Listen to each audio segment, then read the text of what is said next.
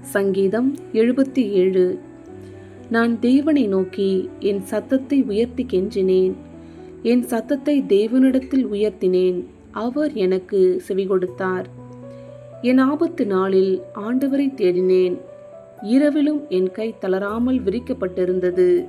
என் ஆத்துமா ஆறுதல் அடையாமற் போயிற்று.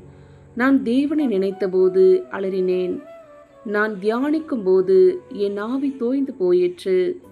நான் தூங்காதபடி என் கண்ணிமைகளை பிடித்திருக்கிறீர். நான் பேச மாட்டாதபடி சஞ்சலப்படுகிறேன். பூர்வ நாட்களையும் ஆதி காலத்து வருஷங்களையும் சிந்திக்கிறேன். காலத்தில் என் சங்கீதத்தை நான் நினைத்து என் இருதயத்தோடே சம்பாஷித்துக் கொள்ளுகிறேன். என் ஆவி ஆராய்ச்சி செய்தது. ஆண்டவர் நித்திய காலமாய் தள்ளிவிடுவாரோ? இனி ஒருபோதும் தயவு செய்யாதிருப்பாரோ? அவருடைய கிருபை முற்றிலும் அற்று போயிற்றோ? வாக்குத்தத்தமானது தலைமுறை தலைமுறைக்கும் ஒழிந்து போயிற்றோ? தேவன் இரக்கம் செய்ய மறந்தாரோ? கோபத்தினாலே தமது உருக்கமான இரக்கங்களை அடைத்து கொண்டாரோ என்றேன்.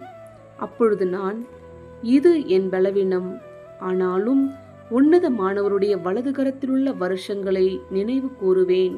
கர்த்தருடைய செயல்களை நினைவு கூறுவேன். உம்முடைய பூர்வ காலத்து அதிசயங்களையே நினைவு கூறுவேன். உம்முடைய கிரியைகளையெல்லாம் தியானித்து உம்முடைய செயல்களை யோசிப்பேன் என்றேன். தேவனே, உமது வழி பரிசுத்த ஸ்தலத்திலுள்ளது. நம்முடைய தேவனைப் போல பெரிய தேவன் யார்? அதிசயங்களை செய்கிற தேவன் நீரே. ஜனங்களுக்குள்ளே உம்முடைய வல்லமையை விளங்க பண்ணினீர். யாக்கோபு யோசேப்பு என்பவர்களின் புத்திரராகிய உம்முடைய ஜனங்களை உமது புயத்தினாலே மீட்டுக்கொண்டீர். ஜலங்கள் உம்மை கடந்தது. தேவனே, ஜலங்கள் உம்மை கண்டு தத்தளித்தது. ஆழங்களும் கலங்கினது. மேகங்கள் ஜலங்களை பொழிந்தது. ஆகாய மண்டலங்கள் முழக்கமிட்டது. உம்முடைய அம்புகளும் தெரிப்புண்டு பறந்தது. உம்முடைய குமுறலின் சத்தம் சுழல் காற்றில் முழுகினது. மின்னல்கள் பூச்சக்கரத்தை பிரகாசிப்பித்தது.